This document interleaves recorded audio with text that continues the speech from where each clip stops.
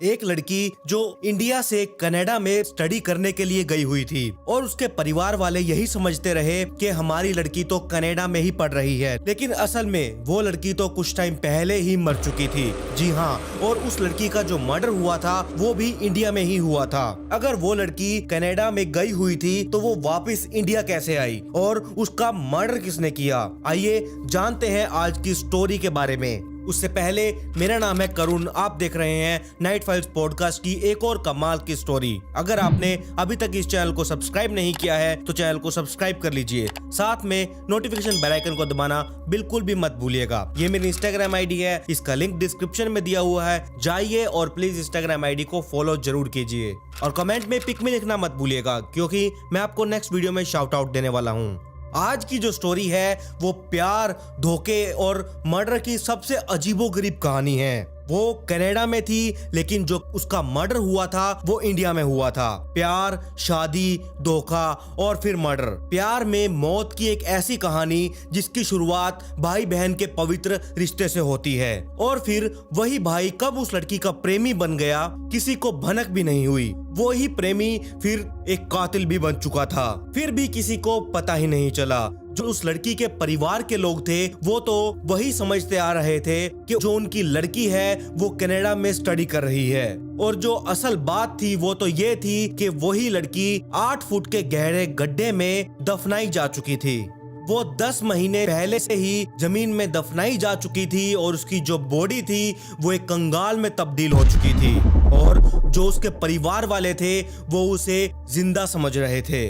आखिरकार जब पूरा ये केस सामने आया तो सच में लोगों की इस केस के बारे में जानकर रूह कांप उठी थी। एक ऐसी कहानी जिसने कई सारे रिश्तों को शर्मसार कर दिया था। आखिर क्या हुआ था हरियाणा में स्थित सोनीपत की रहने वाली मोनिका की कहानी। और इस मर्डर का जब लोगों को, पुलिस वालों को पता चला वो तारीख थी 4 अप्रैल। जी हाँ, एक फार्म हाउस में मिले कंकाल से पता चला। इस फार्म हाउस में एक जगह की खुदाई की गई, जहाँ पर वो खुदाई की हुई थी वहाँ पर कुछ घास फूस भी उगी हुई थी और उसे देखकर तो कोई भी नहीं ये पहचान पाएगा कि यहाँ पर कुछ टाइम पहले एक बॉडी को दफनाया गया था। जब यहाँ पर खुदाई शुरू की गई और करीब 8 फीट तक ये गड्ढा खोदा गया और इस खुदाई में पुलिस वालों को हड्डियों का एक कंकाल मिलता है। पहचान बिल्कुल भी नहीं हो पा रही थी आखिर ये कंकाल था किसका, लेकिन ये दावा किया गया था कि ये वही मोनिका नाम की लड़की है जो पिछले 10 महीने से लापता थी। ये वही मोनिका है जिसके घर वाले ये समझ रहे थे कि ये तो कनाडा में बैठकर अपनी स्टडी कवर कर रही है। ये वही मोनिका थी जिसके सपने विदेश में पढ़कर एक अच्छी नौकरी करके अपने गांव का नाम ऊंचा करना था। जो ये मोनिका शर्मा थी ये रोहतक के ही बालंद गांव के एक रहने वाली थी। मोनिका जिसकी उम्र करीब 22 साल की थी। बचपन से ही मोनिका पढ़ने लिखने में काफी ही ज्यादा तेज थी। वैसे ही मोनिका दिखने में भी बहुत ही ज्यादा खूबसूरत थी। जो मोनिका के परिवार के लोग थे वो सच में मोनिका पर बहुत ही ज्यादा नाज किया करते थे। उसे विदेश में पढ़ाई करने के लिए भेजने के लिए तैयारियां चल रही थी। पिछले काफी समय से वो अपनी मौसी के घर पर रह रही थी। जो मोनिका की मौसी का घर था वो हरियाणा के सोनीपत में एक छोटे से गांव में बसा हुआ था। यहीं से ही मोनिका ने कनाडा में बिजनेसमैन जो स्टडी होती है वो पढ़ने की तैयारी कर रही थी। फिर एक दिन ऐसा आया कि मोनिका को कनाडा के एक बड़े कॉलेज में एडमिशन मिल गया। 5 फरवरी 2022 को मोनिका अब कनाडा जा चुकी थी। ये बात अब से करीबन 1 साल पहले की है। मोनिका कनाडा में बिजनेस मैनेजमेंट की स्टडी करने के लिए गई थी। मोनिका के परिवार के लोग बहुत ही ज्यादा खुश थे। इसके बाद सब कुछ एकदम ठीक चल रहा था। वो परिवार के लोगों से बातचीत भी किया करती थी। फिर अचानक कुछ दिनों तक मोनिका ने किसी से भी बातचीत नहीं की। एक बार तो कुछ ऐसा समय भी आया कि मोनिका फोन कॉल्स पर बात ना करके सिर्फ मैसेजेस का जवाब दिया करती थी।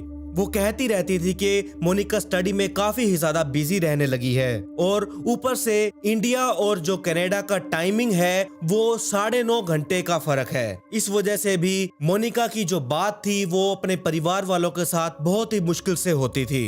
जब एक दिन मोनिका अपने फैमिली के साथ वीडियो कॉल कर रही थी, अप्रैल 2022 की बात है। मोनिका की मौसी का बेटा वीडियो कॉल पर उस टाइम पर मोनिका से बात कर रहा था। पर उसी समय मोनिका के भाई ने वीडियो कॉल के दौरान एक चीज देखी। मोनिका जहां पर बैठी हुई थी वहां पर सीलिंग फैन चल रहा था। और ये बात तो आपको पता है, अप्रैल के महीने में इंडिया में बहुत ही ज्यादा गर्मी होती है, लेकिन कनाडा में अप्रैल के महीने में गर्मी नहीं होती। लेकिन फिर भी मोनिका जब वीडियो कॉल पर बात कर रही थी तो उसका सीलिंग फैन चल रहा था। ये बात मोनिका का जो मौसेरा भाई था वो पकड़ चुका था। मोनिका के भाई को ये बात सच में ही बहुत ही ज्यादा अजीब लगी। इस बारे में जब उसने मोनिका से पूछा कि वहाँ पर तो ठंड होनी चाहिए, फिर तुम्हारे कमरे का पंखा कैसे चल रहा है, तब मोनिका कुछ ना कुछ बहाना बनाने लगी। फिर एकदम से फोन कट गया। फिर मोनिका ने मैसेज करके अपने भाई को कहा कि नेटवर्क नहीं आ रहा है, मैं तुमसे बाद में बात करती हूँ। फिर पता नहीं मोनिका को क्या हुआ कि धीरे धीरे मोनिका ने अपने मौसेरे भाई से ही बात करना बंद कर दिया।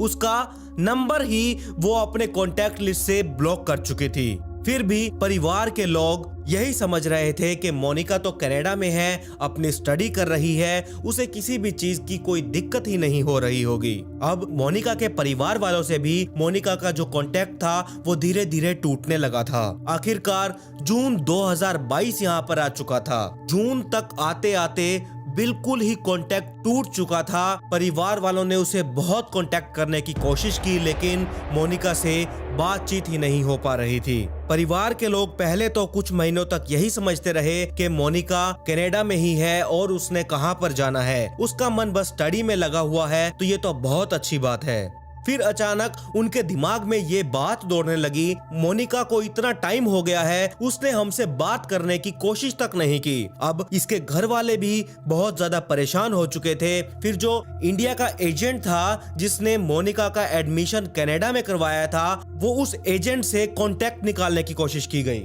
यहाँ पर काफी दिन के साथ साथ महीने बीत चुके थे, लेकिन मोनिका की यहाँ पर कोई भी खोज खबर नहीं मिल रही थी। यहाँ पर जो उसके माता पिता थे वो इंडिया में ढूंढकर करते भी तो क्या, मोनिका के माता पिता को तो यही लग रहा था कि वो कनाडा में ही है, लेकिन किसी भी तरीके से बस उनका एक बार मोनिका से कांटेक्ट हो जाए।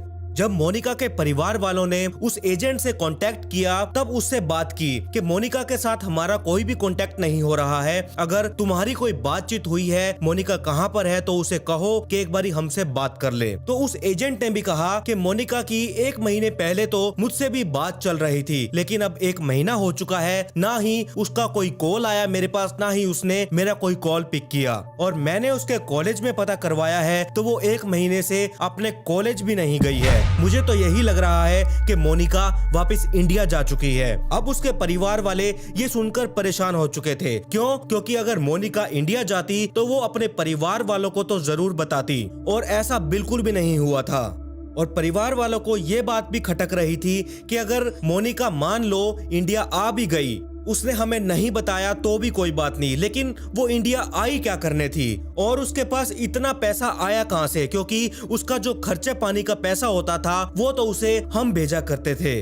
परिवार वालों का ना तो मोनिका के साथ कोई झगड़ा हुआ था, ना ही किसी छोटी मोटी बात पर बहस हुई थी। परिवार वालों को ये बात तो समझ आ चुकी थी कि यहाँ पर कुछ ना कुछ तो गड़बड़ है। वो तुरंत ही पुलिस स्टेशन गए और उन्होंने ये सारी कहानी पुलिस वालों को बताई। और रिसेंटली में एक पुलिस वालों के पास केस और आया था, जो कि एक आदमी उसी गांव से गायब हुआ था। तब वहां पर ये जो मोनिका की कहानी है उसने एक नया मोड़ लिया। जब मोनिका सोनीपत के पास ही के गांव में अपनी मौसी के घर में रहा करती थी। जो आदमी रिसेंटली उस गांव से गायब हुआ था उसका नाम था सुनील, और उसकी उम्र करीब 32 साल के आसपास रही होगी। और जो उसका काम धंधा था, पेशे से वो ठेकेदारी का काम किया करता था। साथ ही वो शादीशुदा था, उसके 2 बच्चे भी थे। और यहाँ पर सभी को यही लग रहा था कि उसके गायब होने का मोनिका के साथ क्या लेना देना हो सकता है, क्योंकि दोनों में कोई संबंध नहीं था। उम्र भी जो सुनील की थी वो उस मोनिका से बहुत ही ज्यादा बड़ी थी, ऊपर से वो शादीशुदा था, उसके 2 बच्चे भी थे। यहाँ पर मोनिका के साथ उस सुनील का कोई कांटेक्ट भी नहीं था। बस जो एक बात पुलिस वालों को कॉमन लगी वो सिर्फ यही थी कि जो सुनील था वो दूध लेने के लिए जिस घर में जाया करता था वो घर किसी और का नहीं बल्कि मोनिका की मौसी का ही था, जहाँ पर बैठकर मोनिका कनाडा जाने से पहले अपनी स्टडी कर रही थी। और वहीं पर ही दोनों की जान पहचान हुई। इन दोनों के बीच में धीरे धीरे बातें भी बढ़ने लगी थी। यहाँ तक कि जो सुनील था उसने रक्षाबंधन के दिन मोनिका से राखी भी बंधवाई थी। ऐसे में परिवार वालों को तो यही लग रहा था कि मोनिका का तो ये भाई बन चुका था, फिर ये मोनिका के साथ क्या ही कर पाएगा। लेकिन जिस तरीके से मोनिका यहाँ पर गायब हो चुकी थी, लगभग उसी टाइम के आसपास से सुनील भी उस गांव से गायब हो चुका था। उसे भी बहुत ढूंढा गया लेकिन उसका भी कुछ अता पता नहीं था। जब आसपास के लोगों से सुनील के बारे में पूछा गया तब उन्हें पता चला कि जो मोनिका और सुनील थे, इन दोनों के बीच में कुछ ना कुछ तो गुटरगु चल रही थी, क्योंकि इनके बात करने के तरीके से, इनके साथ रहने के तरीके से ये तो बिल्कुल भी नहीं लगता था कि ये दोनों भाई बहन के रिश्ते के तरीके से रहते हों। यही बात सुनकर जो मोनिका के परिवार वाले थे उन्हें शक हो चुका था कि अब यहाँ पर मोनिका के गायब होने का अगर हाथ है तो वो हमें सिर्फ सुनील का ही हाथ नजर आ रहा है। परिवार वालों ने पुलिस वालों को एक और कंप्लेंट दर्ज करवाई कि जो हमारी लड़की गायब हुई है उसके पीछे सुनील का ही हाथ है। लेकिन बात वहीं पर आकर रुक गई। जैसे कि मोनिका के परिवार वालों को इस बात पर पहले बिल्कुल भी शक नहीं हुआ कि जो सुनील है वो मोनिका के साथ ऐसा कुछ कर सकता है, और यही बात पुलिस वालों को भी हजम नहीं हुई, क्योंकि मोनिका ने रक्षाबंधन के दिन सुनील को राखी जो बांधी थी, इसीलिए पुलिस वालों ने भी इस बात पर यकीन नहीं किया कि सुनील जो मोनिका का भाई बना हुआ था वो मोनिका के साथ कुछ ऐसा कर सकता है या फिर उसे गायब कर सकता है। पुलिस भी इसी बात को लेकर बहुत लंबे टाइम तक ये मानने के लिए तैयार ही नहीं थी कि मोनिका के गायब होने की वजह सुनील भी तो हो सकता है। यहाँ पर अब दिन बीत रहे थे, दिन के साथ हफ्ते बीत चुके थे, महीने तक बीत चुके थे, लेकिन इन दोनों का कुछ भी पता नहीं चल रहा था। एक बार फिर पुलिस वालों के पास मोनिका के घर वाले पहुंचे, लेकिन उनका जवाब वही पुराना घसा पिटा था कि मोनिका तो इंडिया से कनाडा जा चुकी थी, लेकिन जो सुनील है वो तो इंडिया से बाहर ही नहीं गया। फिर मोनिका के गायब होने के पीछे सुनील का हाथ कैसे हो सकता है? पुलिस वालों ने भी हाथ यहाँ पर खड़े कर दिए। उन्होंने भी यही कहा कि मोनिका जब कनाडा में थी तो इंडिया में उसका काम ही क्या है, हम इंडिया में मोनिका को कैसे ढूंढें? अगर मोनिका के बारे में कुछ जानकारी चाहिए तो वो जानकारी सिर्फ और सिर्फ कनाडा से ही मिल सकती है। आखिरकार मोनिका के परिवार वाले बिल्कुल परेशान हो चुके थे। उन्होंने फिर हरियाणा के गृह मंत्री अनिल विज से शिकायत की। फिर ये जो मोनिका का केस था, ये फरवरी 2023 में इस केस की फाइल्स, जितने भी इन्वेस्टिगेशन थी, जो भी फाइल्स तैयार हुई थी, ये सारी भिवानी के पुलिस वालों को सौंप दिया गया। इसी उम्मीद के साथ जो सोनीपत के पुलिस वाले थे वो तो कुछ कर नहीं पा रहे थे, क्या पता जो भिवानी पुलिस थी उन्हीं के हाथ कुछ न कुछ लग जाए, वो जांच कुछ अच्छे से कर पाए। जो गृह मंत्री का ये फैसला था कि ये जांच की जो फाइल है वो भिवानी पुलिस वालों को दे दी जाए, इस पर मोनिका के परिवार वालों को बहुत ही फायदा मिला, क्योंकि जो भिवानी पुलिस थी उन्होंने सुनील को यहाँ पर ढूंढ निकाला था। जब सुनील को वहाँ पर रिमांड पर लिया गया और जो उसकी पूछताछ में जो कहानी सामने आई वो सच में बहुत ही हिला देने वाली कहानी थी।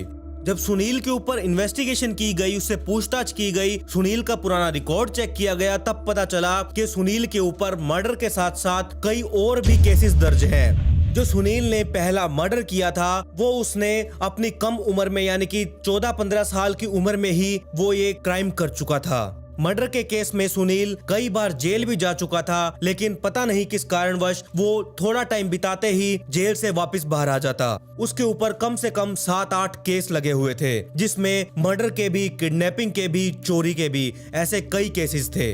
जब सुनील से पूछताछ में मोनिका के बारे में पूछा गया तब उसने सीधा ही यही जवाब दिया कि मोनिका तो मर चुकी है और उसे मैंने ही मारा है। यानी कि जिस मोनिका की तलाश कनाडा में जारी थी, उस मोनिका का मर्डर तो इंडिया में ही हो चुका था। लेकिन उसका मर्डर कैसे और क्यों किया गया, उसकी बॉडी कहां पर है और कब उसका मर्डर कर दिया गया?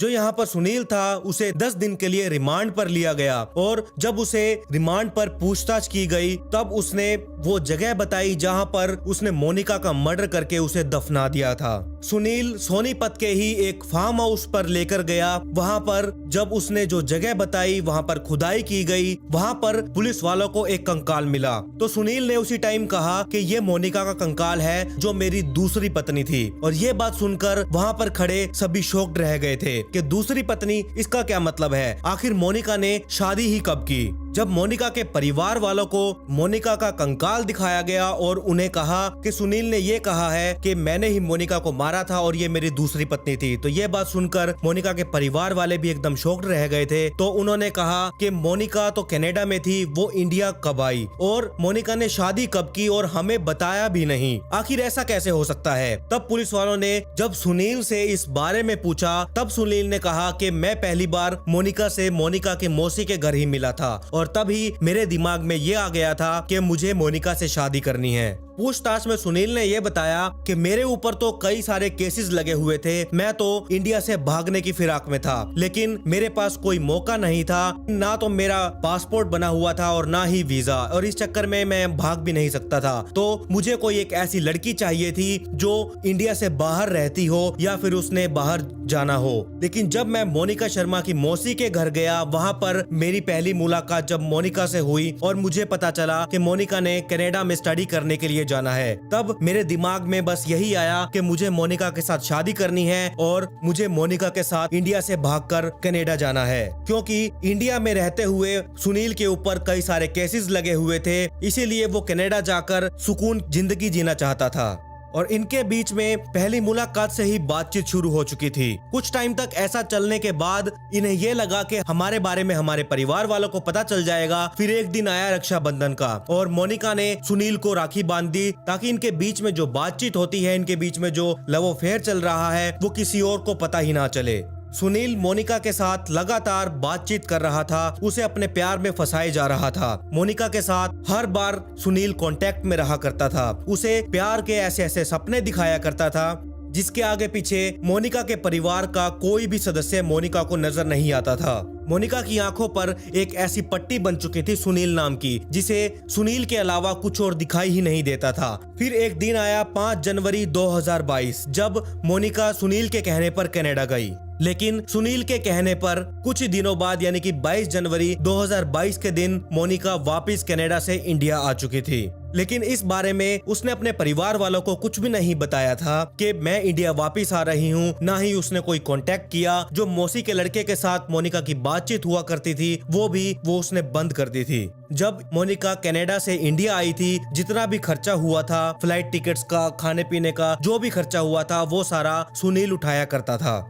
जब मोनिका इंडिया वापस आई तब सुनील उसे दिल्ली से यूपी के गाजियाबाद में ले गया और वहां पर एक कमरा रहकर दोनों रहने लगे और कुछ ही टाइम बाद इन दोनों ने एक दूसरे के साथ शादी कर ली। शादी करने के कुछ ही टाइम बाद सुनील ने मोनिका को वापस कनाडा भेज दिया उसकी स्टडी के लिए। जब मोनिका शादी करके कनाडा गई, उसके बाद 4 महीने के अंदर अंदर मोनिका 3 से 4 बार कनाडा से वापस इंडिया आई, इंडिया से वापस कनाडा गई। जितनी बार भी मोनिका ये कनाडा इंडिया आना जाना खेल रही थी, इसके बारे में इसके परिवार वालों को कुछ भी नहीं पता था। उन्हें तो सिर्फ यही लग रहा था कि मोनिका कनाडा में है और वो अपनी स्टडी पर ही ध्यान दे रही है। फिर एक टाइम ऐसा आया कि मोनिका फाइनल तरीके से कनाडा छोड़कर इंडिया आकर सुनील के साथ रहने लगी और उसने सुनील को सीधा यही कहा कि मैं अब कनाडा को हमेशा के लिए छोड़ आई हूँ, मुझे अब इंडिया में ही रहना है और तुम्हारे साथ रहना है। अब जल्दी ही मैं अपने परिवार वालों को भी ये सच्चाई बता दूंगी कि हम दोनों ने शादी कर ली है।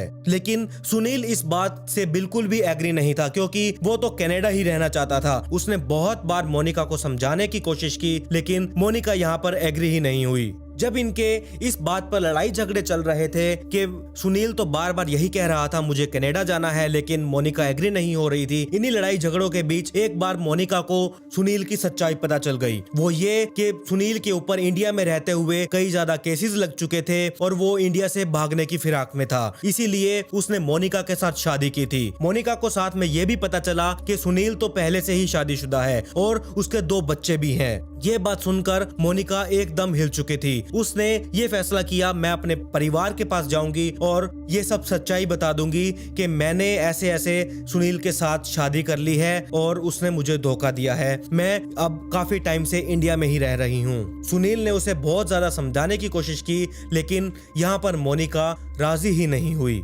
जब सुनील को ये नजर आने लगा कि मोनिका तो यहाँ पर मान ही नहीं रही है, जो भी वो 1-2 साल से लगातार कोशिश कर रहा था मोनिका को उसने पटाया, उसके ऊपर पैसा खर्च किया ताकि वो इंडिया छोड़कर कनाडा जा सके। जब उसे ये लगने लगा कि मोनिका ये बात मानने के लिए राजी ही नहीं होगी, तब उसने उसे अपने रास्ते से हटाने का ही फैसला कर लिया। हरियाणा के गन्नौर के ही एक गांव के पास जब ये दोनों पहुंचे, तब मोनिका ने गाड़ी रोकने के लिए वहां पर कहा। जैसे ही मोनिका गाड़ी से उतरी, सुनील भी गाड़ी से उतरा और उसे तो मौका मिल चुका था मोनिका को अपने रास्ते से हटाने का। उसने वहीं पर गन निकाली और मोनिका को शूट कर दिया। मोनिका को गोली लगते ही यहाँ पर मोनिका दम तोड़ चुकी थी और सुनील की किस्मत अच्छी थी, वहीं पर पास ही में एक फार्म हाउस था जहाँ पर लंबे टाइम से कोई भी नहीं रहा करता था। वहीं पर मोनिका को वो लेकर गया। पहले तो जब मोनिका को सुनील मार चुका था, उसे पूरी रात उसने एक डक टेप के साथ बांधकर कार में ही रखा, क्योंकि वो यहाँ पर रात होने का वेट कर रहा था। जैसे ही रात हुई, वो उसे फार्म हाउस के पास मोनिका की बॉडी को लेकर गया। उसने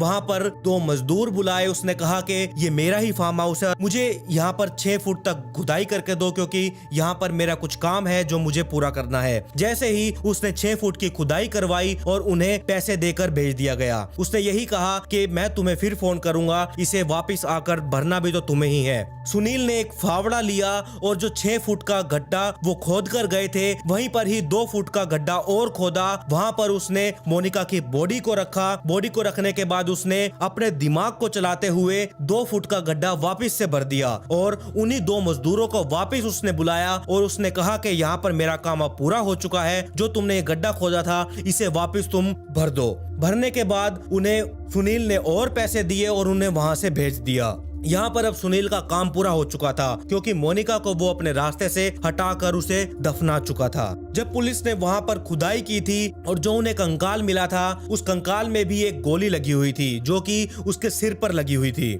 अब यहाँ पर पूरी तरीके से साफ हो चुका था, ये कंकाल किसी और का नहीं बल्कि मोनिका का ही था। और जो उसके परिवार वाले थे वो करीब 10 महीने से तो यही सोच रहे थे कि जो उनकी लड़की मोनिका है वो कनाडा में पढ़ रही है, लेकिन उन्हें क्या पता था कि वो 10 महीने से तो मर चुकी है और उसे दफनाया भी जा चुका है।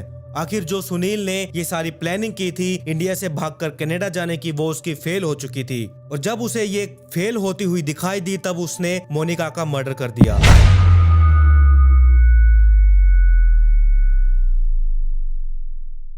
आज की कहानी कुछ इस तरह की है कि इस केस ने इंडिया के साथ साथ पूरे अमेरिका को हिलाकर रख दिया था। एक इंडियन शख्स ने अमेरिका में जाकर एक ऐसा जघन्य अपराध किया जिसकी वजह से ये पहला ऐसा भारतीय बना जिसे अमेरिका में मौत की सजा सुनाई गई। इसने अपराध जिस चीज के लिए किया था उसे वो तो नहीं मिला, लेकिन इसे मौत की सजा जरूर मिल चुकी थी। आखिरकार इसने ऐसा क्या किया था? ये इंसान जो कि भारत का ऐसा पहला आदमी बना जिसे अमेरिका ने मौत की सजा सुना दी। आज का ये जो केस है, इस केस का नाम है रघुनंदन यंदामुरी केस। तो चलिए आज की स्टोरी को शुरू करते हैं। ये कहानी शुरू होती है अमेरिका के पेंसिल्वेनिया स्टेट से। यहाँ पर इसी स्टेट में एक घर था जिसमें एक परिवार रहा करता था। इस घर में कुल 4 लोग रहा करते थे। घर का जो मुखिया था वो था वेंकट और पत्नी का नाम था लता। वेंकट और लता की 10 महीने की एक लड़की भी थी जिसका नाम था सानवी। साथ ही वेंकट की 61 साल की माँ सतारती विन्ना भी इन्हीं के साथ इन्हीं के घर में रहा करती थी। वेंकट अमेरिका में ही सॉफ्टवेयर इंजीनियर था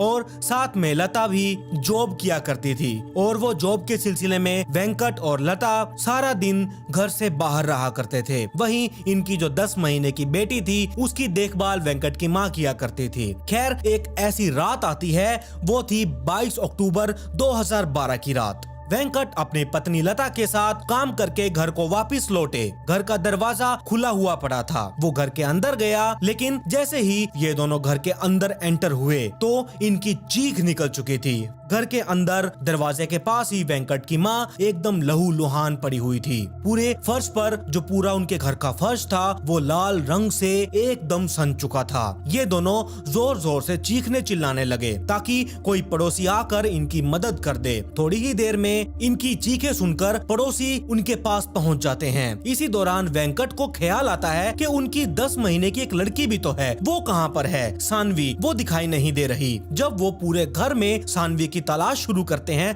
तब उन्हें पूरे घर में सानवी नहीं मिलती। अब पड़ोसी पुलिस वालों को कॉल करते हैं और सारी बात बताते हैं। पुलिस वाले तुरंत ये कॉल पर वहाँ पर पहुँच जाते हैं और पूरे घर की तलाशी ली जाती है। तलाशी के दौरान उन्हें घर से एक नोट मिलता है। वो कंप्यूटर से निकला हुआ प्रिंट था। उस प्रिंट पर सानवी को किडनैप करने की बात लिखी हुई थी। उस पर लिखा हुआ था कि मैंने सानवी को किडनैप कर लिया है। किडनैपर ने $50,000 की मांग की थी। उसने लिखा था कि अगर आप मुझे पैसे नहीं दोगे तो मैं इस बच्ची को मार दूंगा। साथ ही उस नोट में शिवा और लता का नाम लिखा हुआ था। उस नोट में $50,000 को लेकर एक स्टोर के पास आने के लिए कहा गया था। खैर, अब किडनैपर के तय अनुसार पुलिस वाले दोनों पति पत्नी को तैयार करते हैं और उन्हें एक बैग थमा देते हैं नोटों से भरा। उन्हें उसी स्टोर के पास भेजा जाता है, लेकिन वहाँ पर पैसे लेने के लिए कोई भी नहीं आया हुआ था और पुलिस अब अपनी जांच आगे बढ़ाती है। पुलिस की जांच अभी जारी ही थी। उसी दौरान पुलिस वालों को एक अनजान बैग मिलने की सूचना मिलती है।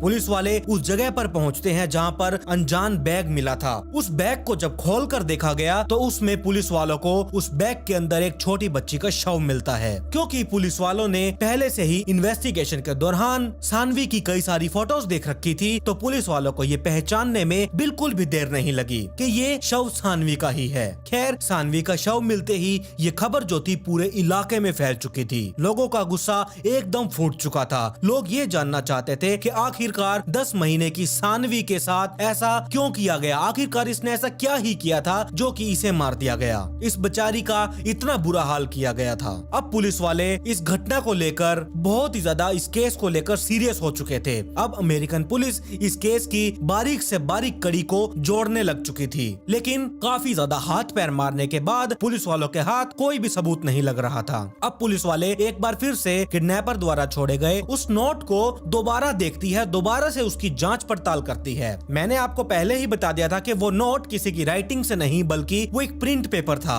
इसीलिए पुलिस वाले हैंडराइटिंग तो मैच कर ही नहीं सकते थे। इसीलिए पुलिस वालों ने इस लेटर को दोबारा जांच पड़ताल के लिए शुरू किया और उसे दोबारा पढ़ा गया। लेटर को पूरा पढ़ने के बाद पुलिस वालों को कहीं न कहीं उस नोट में थोड़ी सी अजीब चीज दिखाई दी। दरअसल उस नोट में पति और पत्नी का निकनेम शिवा और लता लिखा गया था, जबकि वेंकट का पूरा नाम वेंकट कोंडा शिव प्रसाद वेना था और उनकी पत्नी का पूरा नाम चंचू लता वेना था।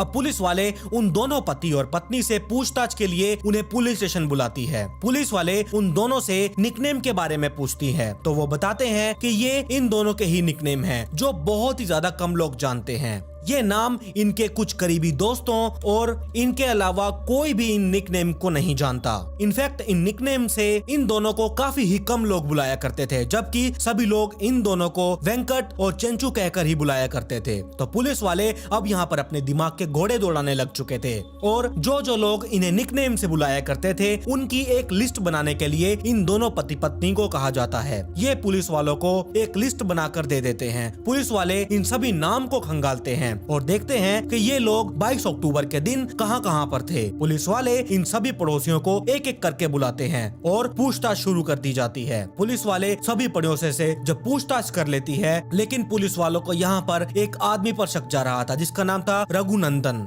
इस पर पुलिस वालों को थोड़ा ज्यादा ही शक हो रहा था और ये इन दोनों पति पत्नी का, वेंकट का और लता का, यानी कि ये पड़ोसी था। अब पुलिस वाले इसे थोड़ा सा सख्ताई से पूछताछ करते हैं, लेकिन ये अपने आप को बार बार निर्दोष बता रहा था। पुलिस वालों के पास इसके खिलाफ एक्शंस लेने के कई सारे रीजन थे और वो रीजन क्या क्या थे अभी आपको आगे आगे पता चलता रहेगा, आप लोग सब समझ जाओगे। पुलिस वाले अब इससे कुछ थोड़ा सख्ती से पूछताछ करते हैं, लेकिन वो अपने आप को हर बार निर्दोष बताए जा रहा था। पुलिस वाले फिर डिसाइड करते हैं कि क्यों ना इसको, यानी कि रघुनंदन यंदामुरी के बारे में इसकी बीवी से पूछताछ की जाए। पूछताछ में रघुनंदन की बीवी ने इसका हर एक खुलासा कर दिया था, मतलब कि इसका जितना भी बैकग्राउंड था, ये क्या करता है, क्या पहले क्या किया करता था और अभी क्या करता है, सब कुछ इसकी बीवी ने खोल कर रख दिया था। वो बताती है कि इसका पति अपने लंच और डिनर को लेकर बहुत ही ज्यादा पक्का है, मतलब कि वो कभी भी अपना लंच और डिनर को स्किप नहीं करता और हमेशा सेम टाइम पर ही अपना लंच और डिनर करता है।